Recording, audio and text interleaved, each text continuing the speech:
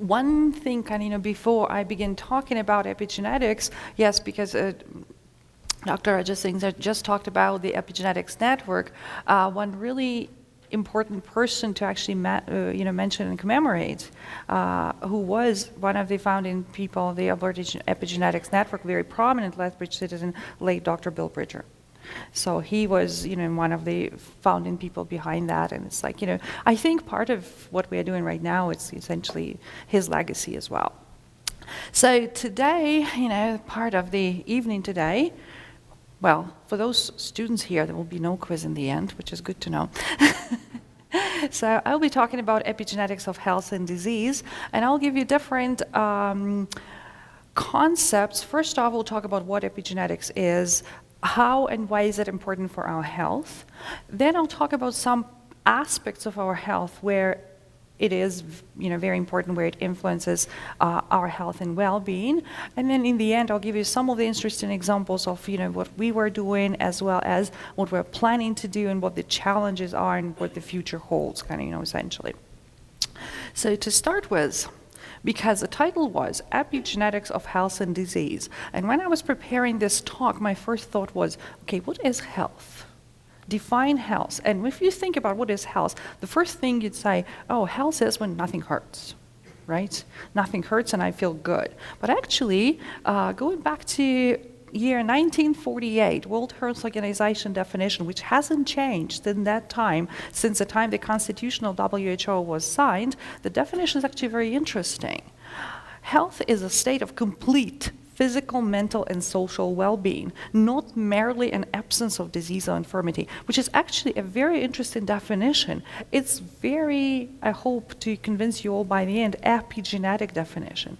So it's not just when nothing hurts, but when everything, your social, your mental, your physical well-being are together and everything is, essentially perfect. So it implies that you're happy and in one piece in your environment. So essentially that it implies that you also live in a healthy environment. And before we start speaking about epigenetics, let's go, start with genetics itself, right? So DNA is our genetic code. So everything about us is in our DNA. DNA is passed along from one generation to another. We get it from our mother and from our father. And a lot of effort in the world was put into reading our genetic code, into decoding or sequencing human genome. Millions of dollars, long hours of work were put, and essentially why we wanted to know our genome, because we wanted to know everything about ourselves, what makes us who we are, what makes us feel good, or what makes us be sick, so that we can fix it. If we know it, we can fix it. And so it happened. It happened in the year 2001. The publications came out, both in two journals, in Science and Nature. It was 1 day difference. One comes on Thursday, one comes out on Friday. So, and public consortium published their data, privately funded consortium published theirs. It was a really big excitement. And everybody thought, wow, now we know. 3.3 gigabases of DNA that we have in every cell. We should know everything about us. So it was great discovery. It is very, very, very useful. But the more we start looking into it, of course, we want you to blame it all on the genes. It's just all in my genes. Blame the genome, my genome made, yeah. So, but it's all interesting, but then the more we know about it, the more we started to understand that there's something else there. There's something else going on, because studies of very, very interesting people called twins, right? Maybe some of you know identical twins, so the monozygotic or identical twins, the ones who look like carbon copies of each other, who mom and dad sometimes mix up, specifically when they're kids, they do it on purpose. So when they are born, of course, they're born identical. So they have the same DNA. Those people have absolutely identical DNA. So everything about them have to be identical, right? But then studies started showing that, of course, some of them turned to be rather identical. Some of them are still rather identical, but kind of different. Some are not very identical, even though their DNA is the same. Some are very different, and some are even more different. So there's something about it. If these people have identical DNA, it should be identical people, right? But, you know, sort of bring it back on a serious note, on a more scientific note, there was a lot, and there still is a lot of research worldwide. There are several consortia looking at the health outcomes in twins. And it's really great that many of those twin pairs agreed to be part of projects like ENCODE project and so on. So why? Because again, their DNA is identical. And if we assume that the basis of our health and well-being is written in our DNA in those letters, then they should have the same diseases. They should have, like, everything about them should, of course, you know, excluding flu and traveler's diarrhea. So everything, you know, serious diseases should be the same, right? Well, the other thing is they should look always identical. When they're born, they look identical. And what people notice that when twins are really young, they look very, very similar, sometimes really almost identical. But then the difference becomes apparent with age. And sometimes the differences become very apparent, like, by example, you know, in this lady, you can see that they are twins. If you actually give a close look, you could probably say, yeah, they're siblings. Well, albeit they're dressed very much alike, but if they were not, you'd probably say they're siblings, but you wouldn't say they're twins. So something else makes them different. On top of it, people found there are many cases when twins have different pattern of predisposition, or actually of diseases. So diseases such as cancer, like one twin has cancer and the other one doesn't. So if cancer is a genetic disease, both should have it. And studies were done when they looked at different, pardon me, I'll just, here, that works? Yeah, oh, it's very faint. No. So it's a bit faint. So if you were to look at this graph where different, you know, what we see here, different traits such as height, as well as different traits that are associated with different, you know, different morbidities such as reading disability, autism, Alzheimer's, alcoholism, bipolar disorder, going into diabetes, MS, breast cancer, rheumatoid arthritis.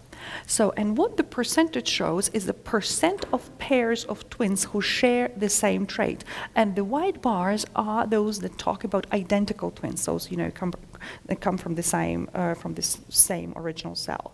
So, and the other ones are fraternal twins, where essentially they have two placentas, two different cells, just two people in one womb, essentially. So, and what you can see that there is huge discordance in diseases such as stroke, breast cancer, multiple sclerosis, so on. So if you look there, it's about 20% concordance. What does this mean? That out of 10 pairs of twins, 2 pairs will be pairs where both twins will have the disease. In the other 8 pairs, it will be only 1. So which means that either if they have a gene or genes, something is interfering with it, or they simply don't have a gene, and there is something else that makes them catch that disease. So essentially, yes, those were the covers of those Science and Nature papers in magazine, you know, those magazines showing the Human Genome Project, and everybody had lots of hopes. But then when you take a step back, you say, yeah, it's really very good, but paraphrasing my favorite show, you know, nothing Jones know. So kind of, we haven't completely understood everything about us. We read our genome, but we don't know everything. So it's something else in our genome that is making us who we are, that is actually making us be either healthy or sick, that interacts with our environment, that makes those twins, especially the ones, if they go and live in different places in the world, they actually start to differ from each other. Why? Because they live in different environment. They eat different food. They, you know, are friends with different people. They have different social experiences. They have different experiences, and they impact their DNA. So there is something else in us. And the rediscovery of epigenetics was, you know, started coming back in probably a couple of decades ago. And this, you know, this very nice cover of the Time magazine talking about that your DNA isn't your destiny. And what I love about epigenetics, and I'll probably tell it a couple of times through this talk, that this epigenetics is the science that gives you hope. It's not like you have your DNA, this is what it is, those are your disease predisposition genes, that's it. Go write your will, prepare. No. So it is very plastic, it's pliable, it is actually, it shows you that things can be changed. And I highly recommend those of you who are interested, obviously probably all of you are since you are here, there's a wonderful video, I think it is online, but it was run on public television by Nova. It's called Ghost in Your Genes. And it pretty much talks about lots of interesting scientific evidence from the field of epigenetics. So it talks about that other level of complexity that exists there in our cells that actually makes us who we are. And oftentimes, when we talk about epigenetics, people say, oh, this is a new science. It's not new. It's actually reborn science. The term epigenetics was proposed, was actually, sort of coined the term by Conrad Weddington in 1942. Way before DNA structure was known, way before it was published. And then he published a seminal book in 1957, his seminal work, The Strategy of Genes. And he published that at the time when very little, if anything, was known about genes and DNA itself. So we just uncovered the DNA structure. We just figured out it's a double helix, which is, sort of rotating. So we just learned that. And at that time, he came up with the term of epigenetics. So what he was meaning is that cellular differentiation is a very interesting phenomenon that cannot be explained just by genetic principles. It can be explained by the environment. Like this little, stone that tries to roll through the landscape, and the landscape very much looks like our beautiful coulees, right? So depending upon on which little path it will follow either one path or another path. So that environment, that landscape will influence the route that little stone, that little ball will take and where it will roll. So, and why epigenetics wasn't flagship science at that time? Simply because everybody was focused on DNA. DNA was just discovered, and everybody realized that this is our blueprint, and essentially this is how it works. All the focus was there, and this was overshadowed, essentially. And unfortunately, this is the way things go, oftentimes, historically. So DNA is the alphabet of life. So those letters carry the sequence of our DNA. They carry information about us, about those letters encode the genes, and the genes make products, and the products make work. Products are proteins, and they make our cells function in one way or the other. So those letters essentially are like an alphabet of life. And oftentimes we can learn an alphabet very, very quickly. If we had longer time, I'd probably do an experiment and make you all recite Russian alphabet. Some probably know it, some don't. From the top, from the first letter to the last one and backwards. And then I'll probably start speaking to you in Russian, and then just say, what the heck are you talking about? So, but you know all the letters? You should be able to. So see, here is the thing. So knowing the letters is not necessarily make you speak the language. Same thing with our cells. Letters of DNA are essentially like alphabet, and epigenetics is grammar. It's grammar, is stilistics, it's that opportunity to govern, to style up that alphabet. So it's something that makes sentences out of it.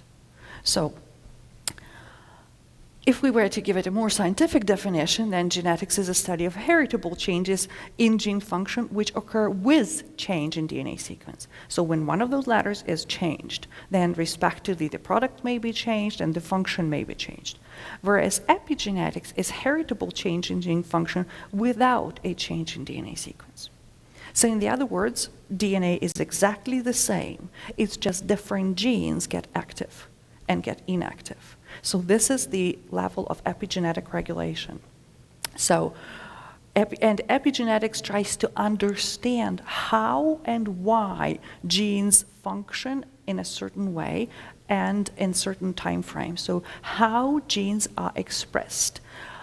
Epigenetic marks that are put, like small molecules, small methyl molecules, I'm not going to complicate it more, but small marks that are added to DNA that make it either accessible and usable for expression or inaccessible. In other words, they turn genes on or they turn genes off.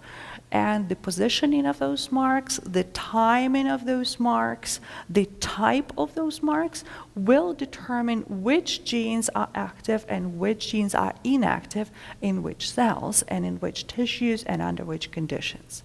So this is, of course,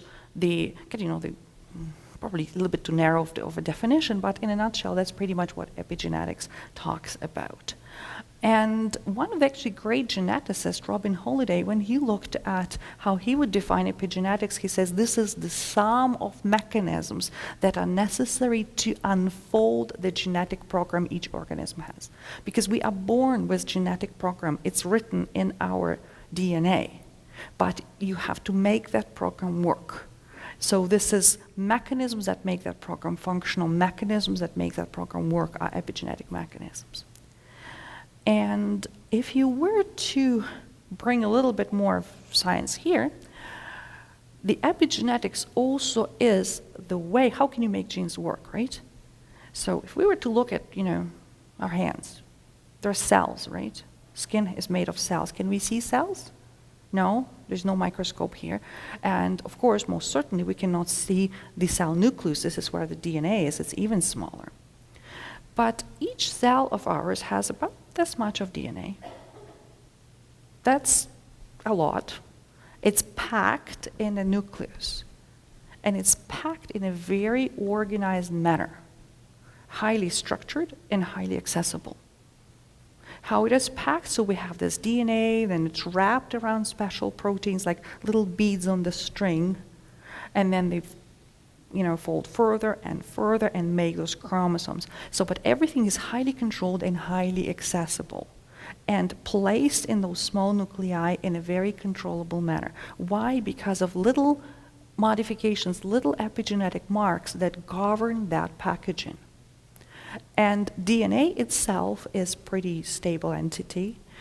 Sequences there. What is changing is those marks that make it fold and unfold, make it wrap and unwrap, and make genes accessible or inaccessible for special machinery that makes them active or inactive.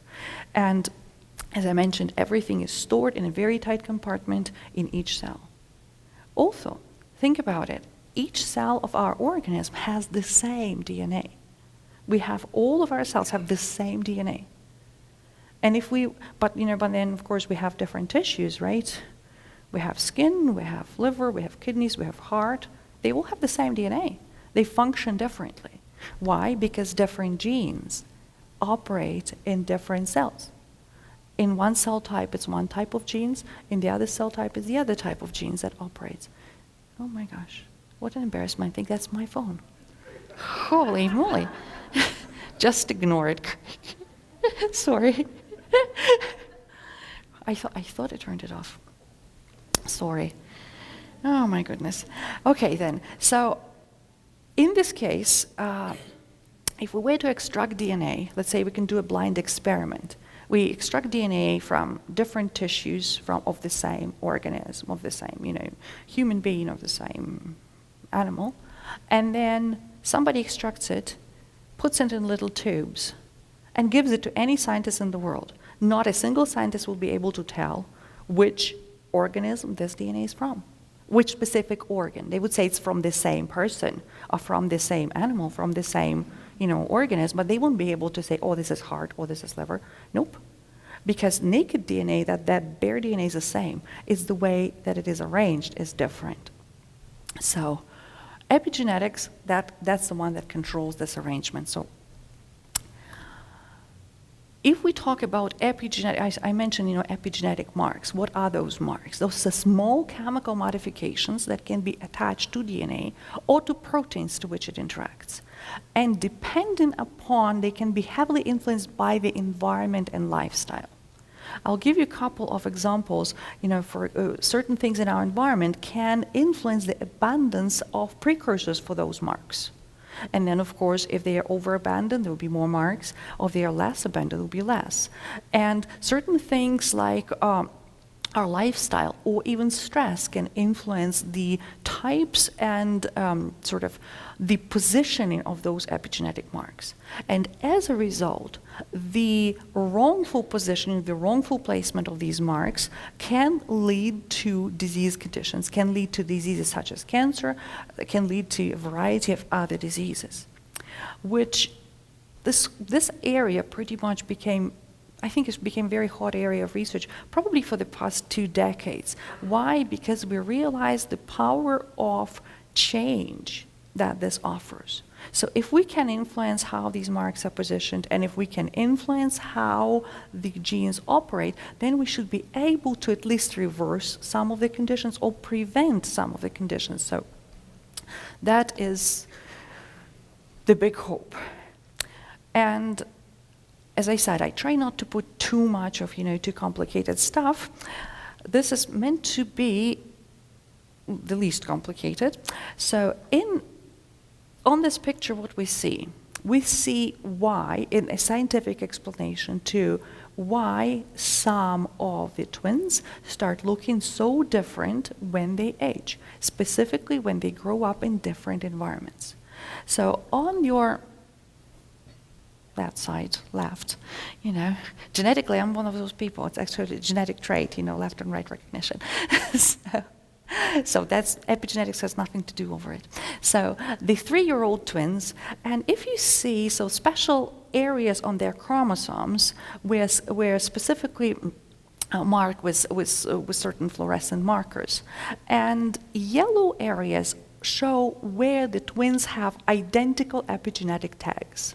So you see those chromosomes are almost all yellow, and green and red show, there are 2 different tags. If you overlap, they give you yellow, right? So they show where the twins have different epigenetic tags. And as you can see, the 50-year-old twins, and those were twins who lived in different areas, actually in different countries, in different environments, as you can see, their chromosomes are all colored green and red, so epigenetic marks on their identical DNA are different.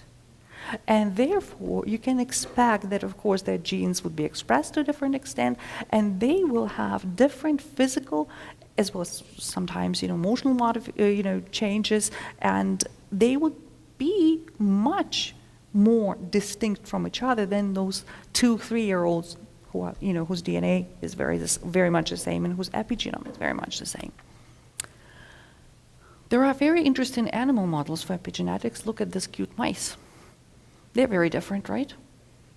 Look different. Some of them are kind of mottled slightly. Some of them are yellow. Some of them are brown. Well, they are absolute carbon copies of each other. Essentially, they are like twins. Their DNA is absolutely identical. What makes them different is some epigenetic modifications that occur in their genome. So, and specifically, there is one specific gene, epigenetic modification in its controlled area makes all the difference in how then this gene is expressed, and it makes all the difference later on in the effects of this gene and kind of long-term effects of this gene. But what is beautiful about this model and why is it so widely used in epigenetics research is called the agouti mouse model, because it is a great model to see how epigenetics is pliable and how you can make a positive influence on an epigenome or a negative influence on epigenome.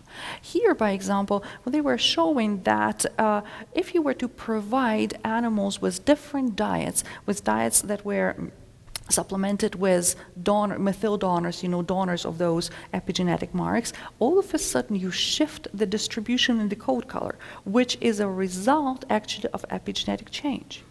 Or if you provide them with diet which is rich in genistein, which is a supplement used claimed to have some protective or anti-cancer or antioxidant properties, again, you can change the epigenetic makeup of those animals, and you can change them really drastically. So you can have a positive change, or unfortunately, sometimes in this model, you can also actually document a negative change. It was in this model that original studies were showing that bisphenol A is actually a very harmful chemical. So bisphenol A, many of us now go to the stores and, all of the plastic bottles, Tupperware, say BPA free. Why BPA free? Because finally BPA was reported harmful. But early studies by Randy Jertle and Dana Dolinoy, what they have shown that, for example, maternal exposure to BPA, so when mice were pregnant, resulted later on in shift in the coat color of siblings towards yellow. And mice who have coat color of yellow are the ones that are predisposed to obesity, diabetes, and cancer. And again, they have altered epigenome. So, and unfortunately, it took a little bit of time for the studies on BPA to move forward, but now we know that this is a harmful chemical and was removed from our food chain, essentially. So, but as I mentioned, epigenetics is pliable. So if you see a negative change, you can devise a strategy to actually reverse it back. And that was done again in Randy Jertle's lab. So for quite some time, whereby, if you were to supplement animals that were, those with, yellow animals with high risk of diabetes, cancer, and obesity, reduced lifespan, if you were to provide them with supplements like choline, folate, zinc, B12, methionine, the ones that take part in generation of those methyl marks. So those are the supplements that actually participate in generation of methyl marks in their synthesis and in their positioning. So if you were to provide these supplements, and maternal is in little brackets because you can, it was done on pregnant animals to see what will happen to the progeny. It was also done on just, just on animals. They were not looking at any progeny effects. So you can actually turn them into good, healthy, agouti mice that are much lower risk of cancer, longer lifespan, and lower risk of diabetes and obesity. So again, this is why I totally love the science of epigenetics, because that is the one that brings hope. And in my laboratory, in my lab as well as my collaborators, we have studied epigenetic changes in a variety of conditions. And I won't bore you with lots of different results. I'll just give you a summary from what we know now for sure, that epigenetic changes play key parts in cancer. And we have studied breast, prostate, lung, liver, colon, leukemia, and brain cancers. They govern cancer treatment responses, predisposition to treatment side effects, or the efficacy of treatment is epigenetically regulated to a certain degree. They play a very important role in multiple sclerosis. They are affected in stroke. As well as we know that epigenetic changes are influenced by a variety of factors. And originally we started looking at ionizing radiation. Yes, ionizing radiation exposures, UV exposures influence epigenetic changes. Exposure to various types of chemicals influence epigenetic changes. Social factors. We have studied the effects of stress as well as effects of shift work, circadian disruption, or light at night. They also do influence epigenetic changes, as well as exposure to biologics. What I mean biologics is like, bacteria or viruses, or their components also influence epigenetic parameters. And unfortunately, oftentimes when we document the role of certain chemicals or certain or role in certain diseases, that's a negative role that we document. So if we were to say epigenetic changes play key roles in this, this is usually a negative role.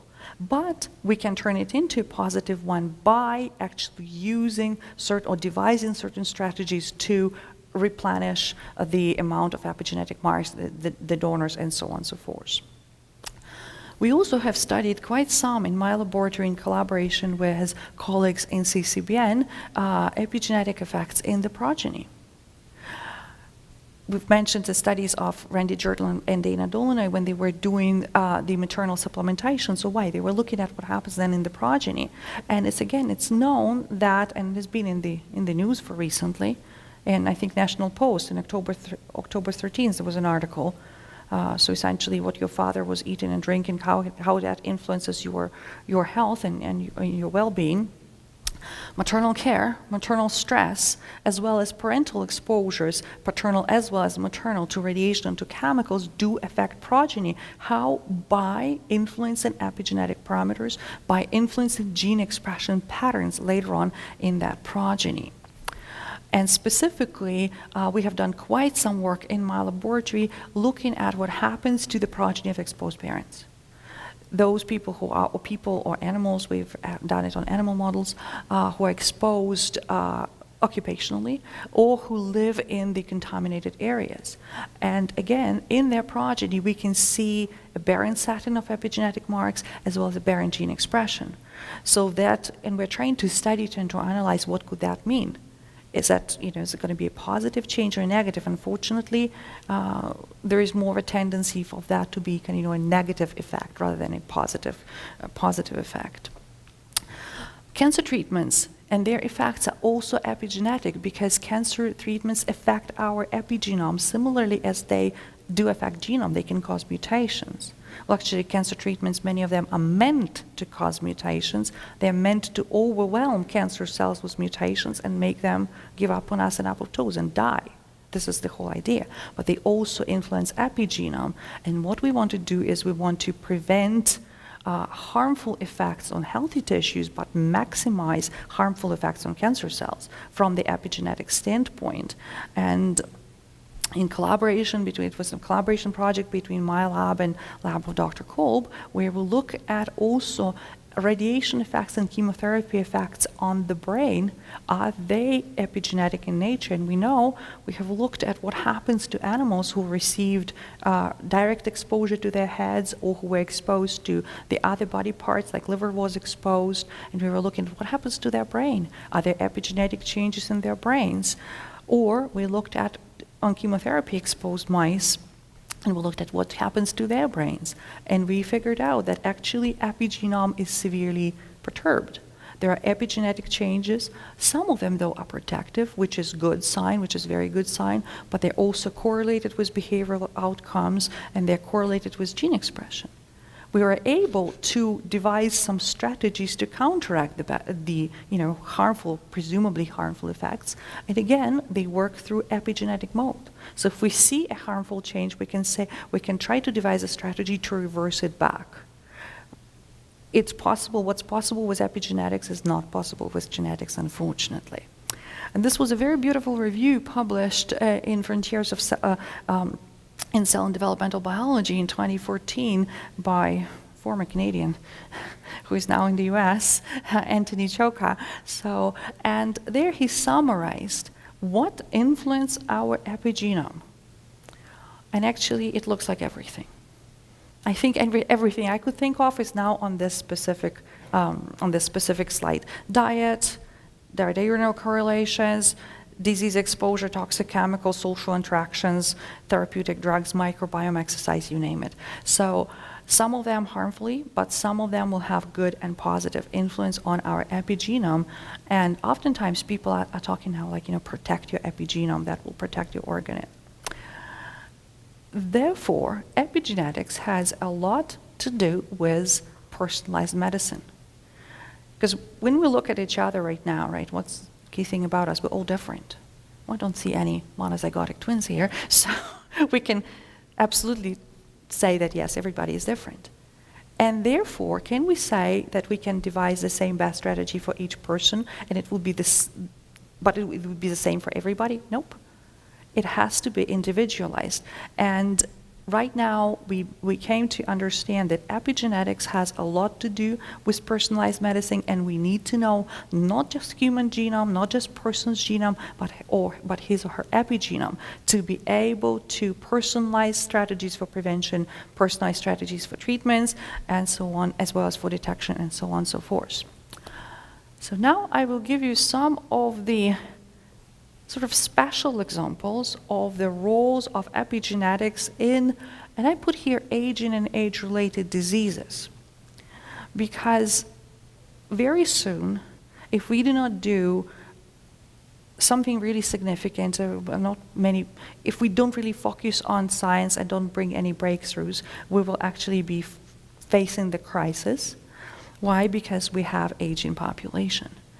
And when we talk about health continuum, it starts with conception, birth, childhood, adulthood, elderhood, senescence, and death. So, and all through this continuum, if you look at any individual person, his or her genome is the same, well, except that some mutations can happen under the influence of harmful mutagens, but epigenome is very plastic. So there is a lot of role that epigenetics plays in defining the health continuum of every individual. And what we want as a society, we want to have a productive and healthy society, and we want to have the best possible, lifespan and active life. This is the slide provided by my good friend and colleague, Alex Javrenko from Insilico Medicine, and his goal is to live to 120 years and be healthy and active. So to the point that he has actually even made a bet, which was widely publicized on Facebook, with another scientist, bet $1 million that I will outlive you. But that was made specifically to attract interest to research in healthy aging and healthy living. So, because if we were to define old, definition of old is very different, and it depends upon where you are. In developing countries, it's actually the point where an active contribution to the society is no longer possible. In the developed world, it's like almost a chronological time, defining the age of retirement, but that's all essentially questionable. It depends upon where you live. But overall, aging is a process of becoming older. And this process is genetically determined, but it is environmentally, or rather say epigenetically modulated. And why do we start now focusing on this process? Because we want to make sure that the diseases that are associated with aging are eliminated or at least mitigated, because overall, if you look at the aging as a process of progressive deterioration of physiological functions. So it's a process of loss of viability, increase in vulnerability. But then the question is, where do we start our research? When do we start our research in aging? When do we start our prevention? The same is true for prevention of any disease. When do we start? Are we going reactive or are we going proactive? So far, we have been reactive. Because many of us would say, oh yeah, we should start thinking about it. But actually, in the long run, we should start thinking about it very early during development in order to achieve the healthy continuum. That health continuum has to be upheld all through the lifetime of an individual, rather than at a certain point you realize, oh, OMG, we need to do something about it.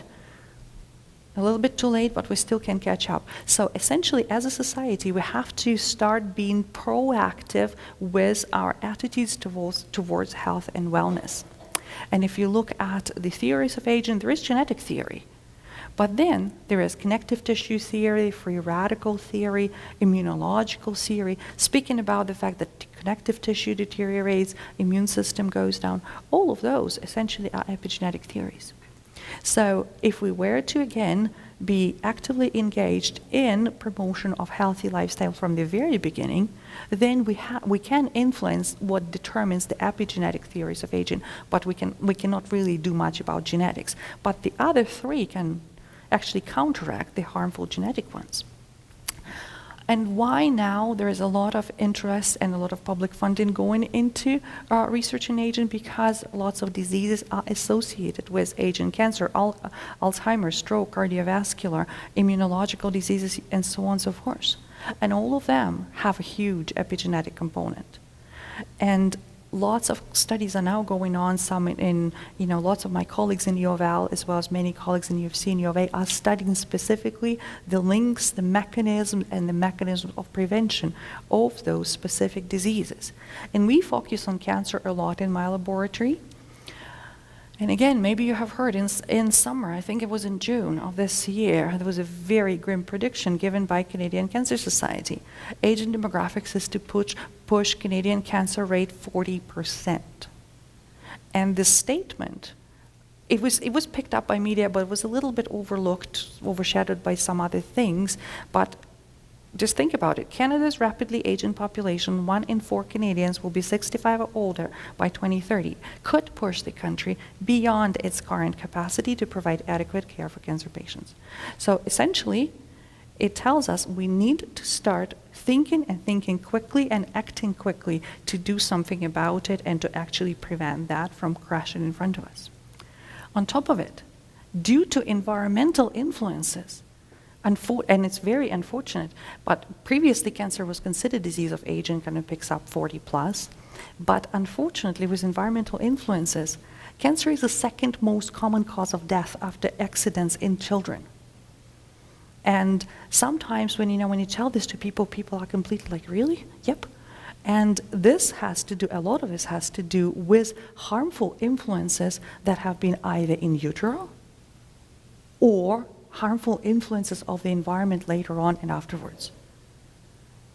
Luckily enough, we don't see that much in Lethbridge, when you drive and you see somebody having 2 kids in the car and smoking in that car, because when I see that, I usually almost lose control of my own car, which is damaging. So, but that is very, all sorts of harmful influences. Kids are rapidly developing, rapidly growing. They're very sensitive. Again, lots of epigenetic links there. And as scientists, what we study how cancer develops, and it's a lengthy process. From normal cells, then something happens, single cells get wrong, they get selective advantage to go over the other cells, they proliferate, they get even worse for the patient, but really good for themselves because they can, outfox all the controls and grow and control, kind of in an uncontrolled fashion. So we want to understand the epigenetic role, the role of epigenetic changes play on this really bad path. Why? Because we need to be able to put roadblocks on it. And it really has to start being incorporated in the whole, what I call health continuum.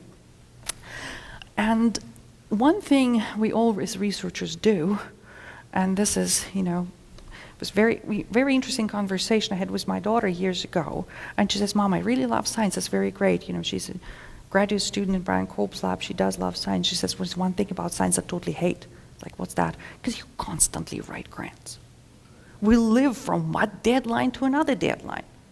It's like one deadline is over, we have a dinner, hallelujah, and then next day you start the next one. And this is a never-ending process. Well, unfortunately it is, and the investment to science has to be brought back, and it has to be reinstated, and has to be, because otherwise, if we do not innovate, we will not be able to, face and combat the issues that we are facing right now. And I will give you some of the examples also of something that not every scientist does. I sometimes wear 2 hats, and I have to wear 2 hats because I have to be creative, inventive, and entrepreneurial to find the ways to actually fund the science I do. And specifically, in the area of individualized or personalized medicine, I have really huge passion for it. The big problem of our science right now in current oncology is that like no 2 people are similar, no 2 tumors are alike. So therefore, individualization of treatment is absolutely critical. It has to be tailored to an individual patient. And when I was back in medical school, it was back in Ukraine years ago, we were taught very explicitly, you don't treat a disease, you treat a patient. You treat a patient, not a heart failure. It's not a heart failure, it's a patient with heart failure and everything that led to it. So essentially, you have to devise the strategies, you have to tailor strategies to each individual patient. Recent review in Nature Reviews Clinical Oncology comes up with the so-called 3R principle: resistance, response, and risk, that need to be evaluated during the treatment. So when we're looking about resistance, will the patient's tumor be resistant to this drug, and what can we do to overcome it? Or which drugs will produce the best response? That talks about response. Do we have the drugs that will work best? And which drugs will have the least possible side effects? So they have to be taken into account, they have to be taken into consideration. And for long years I was thinking, how can we do this? This idea was there. It's like it's a new idea, and we were really happy about it. So it's a huge collaborative effort of which we are part as a group of people, it's actually a big public-private partnership which we want to extend further to bring in all of 3 Alberta universities, to have the University of Lethbridge at the forefront of it through this public-private partnership. So it's a partnership between people who think alike and who focus on research and development very much. And the idea was very simple. We need to develop a program that can tell which drugs work best for which individual person. And the platform was developed by our colleagues and we are really fortunate that we are able to use it for our research, but we're also trying to actually make it go forward as becoming a usable tool later on. So it's actually excellent program which looks essentially at the product of your epigenome.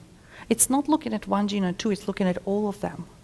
It's looking at the whole assembly of genes, at this whole concert, at how they work in a given tumor at a given moment.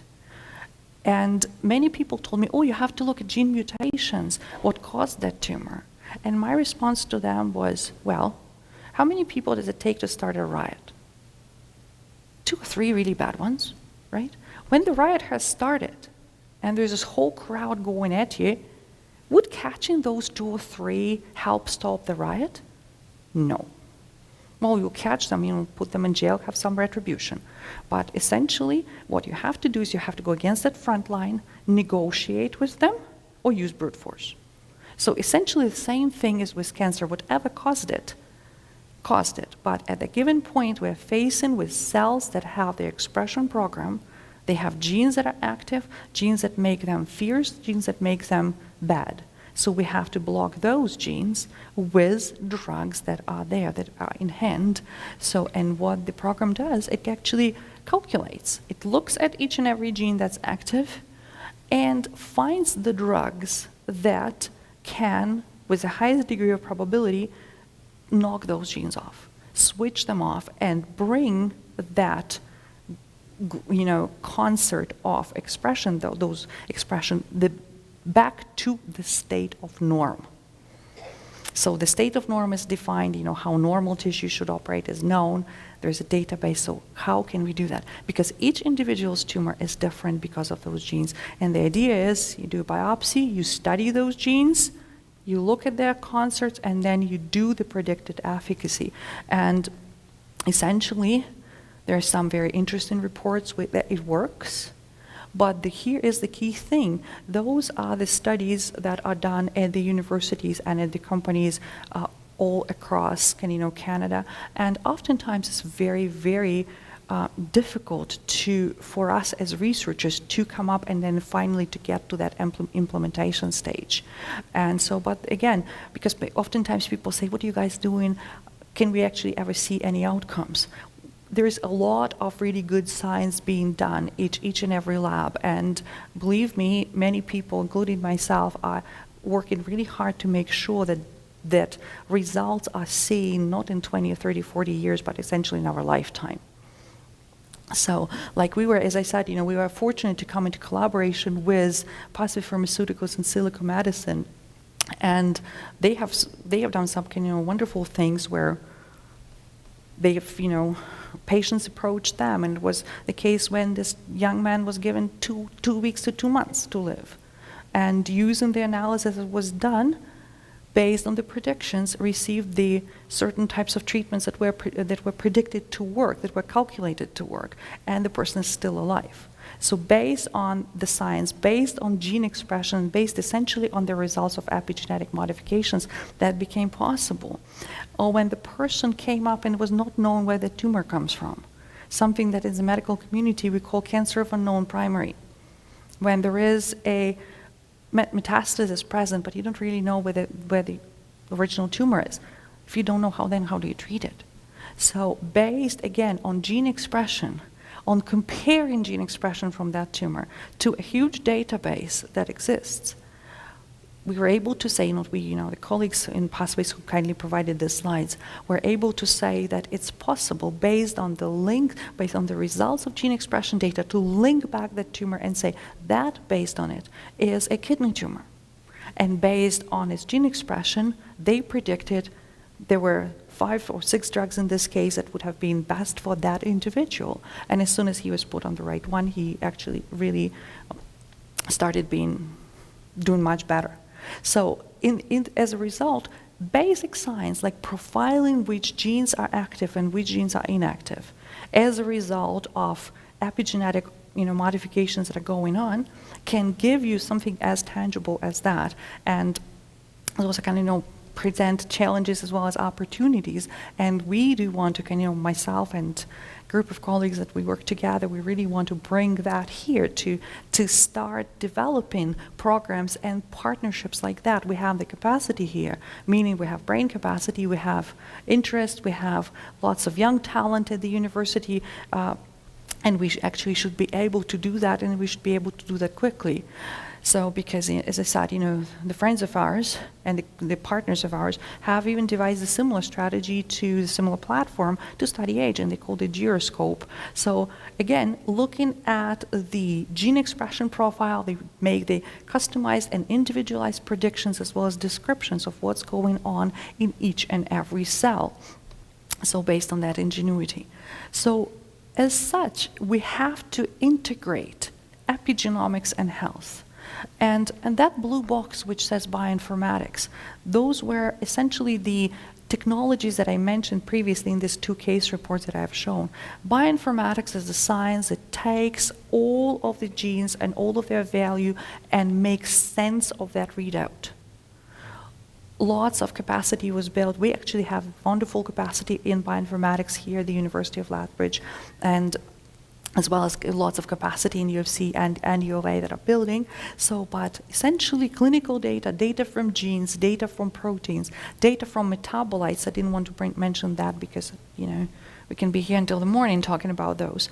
As well as integrating the genetics and the family history will finally bring us through, will allow us to look through the scientific lens in the prevention of various types of diseases and in building our health.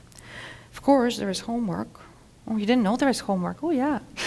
I told there was no quiz. I didn't say there was no homework. Well, homework is for us.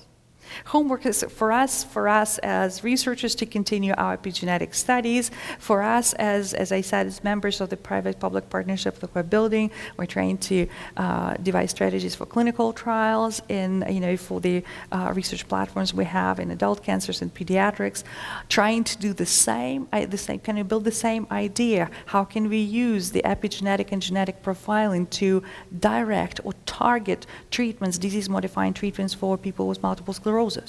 Because for now the choice is made out of given booklets and say figure out what you want. We need to do better. We can do better, as well as looking at metagenomics, bacteria in our gut, how they influence us. So all of those are in the pipeline, and all of those are pieces of our homework that we'll continue doing every day just because we like what we're doing. And in the very end, I would like to acknowledge people with whom I work. Those are my dear collaborators. One of them says Kovalchuk Lab because there's long list of people in my laboratory. Some of them are here. Thank you for coming. And my wonderful collaborators in U of L, Brian Kolb, Gerlinda Matz, Robin Gibb, Rob McDonald, Rob Sutherland, Igor Kovalchuk, as well as Jim Thomas and Roy Goldstein, with whom we worked together, and we have done quite some work. Some of it I just pretty much mentioned. I didn't want to bore you with lots of scientific data. Wonderful colleagues, primarily clinicians in the University of Calgary. Doctors Narendra and Bab, Matt Scotch, Les Miller, Greg Cairncross, Joe Dort, Pinaki Bose, Carly Abovol. Wonderful collaborators from our Jack Eddy Cancer Center. We have great working relationship with them, and we have done quite some interesting work in analyzing the effects of cancer treatments on animal models, and they acted as advisors, Dr. Gazradashti, Kirby, and Dr. Ghosh, and our colleagues from U of A, Dr. Damaraju, Parliament, Dr. Mackey, and Frank Hengman from Department of Physics, with whom we actually study how terahertz radiation from those infamous airport scanners influence you. Didn't talk about that. So I can tell you one thing, it's probably good for those who have psoriasis. So it looks like, but don't take my word for it for real. It's just preliminary results. And of course, our collaborators all over the world, Dr. Kantor and colleagues in Harvard, colleagues in Australia, in Karolinska, in the US and Russia and in Ukraine. So essentially, we try now to kind of be as a hub who collaborates with both sides and trying to be peacemakers as well, to as much as we can. So, and of course, all the funders and our wonderful industrial collaborators, Pathways in Silico and ANSI Carl here, and of course, the University of Lethbridge and the community of Lethbridge. When we came here about 15 years ago, I'll tell you honest to God, I didn't know where Lethbridge was on the map. So when 2 positions were announced, Igor calls me from Quebec and says, there are 2 positions in Lethbridge. I was Lethbridge, oh, cool. Oh, it's by Calgary, great. So when we came here and we really loved the university, and we came here and we loved the community and we became part of it, have received wonderful support thus far, and hope to continue having your guys' support, because ultimately what we do, we would want to have it seen sometime implemented, and as I mentioned, preferably in my lifetime. Preferably before I retire. So, and thank you to all of you for coming. Thank you for your interest, and thank you for supporting us in the Public Professor Series, for supporting the U, and for being here. Thank you.